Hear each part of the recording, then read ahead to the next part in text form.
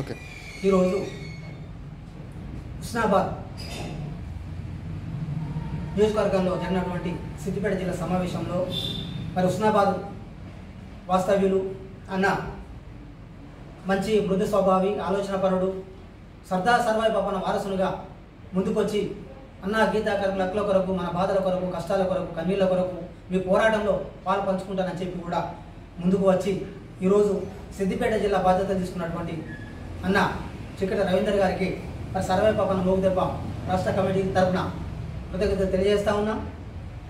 తప్పకుండా అన్నగారు పైన పెట్టినటువంటి గురుతర బాధ్యతను తన బాధ్యతగా తీసుకొని మరి జిల్లా లోపల సంఘాన్ని బలోపేతం చేస్తూ గీతా కార్మికుల పక్షాన గీతా కార్మికుల కష్టాల కన్నీళ్లు కడతీర్చడానికి తన వంతు సహాయం చేస్తారని చెప్పి తన సందర్భంగా ఆశిస్తూ ఉన్నాను.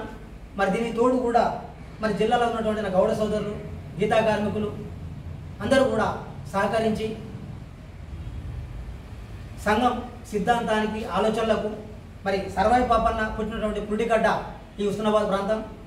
మరి హుస్నాబాద్ ప్రాంతాల లోపల తప్పకుండా సర్వాయి పాపన్న కళలు కన్నటువంటి బహుజన రాజ్యాధికార దిశగా పయనించడానికి ఈరోజు జిల్లా అధ్యక్షుడిగా అన్నగారికి నియమపత్రం ఇవ్వడం జరుగుతుందని చెప్పి సందర్భంగా తెలియజేస్తాను.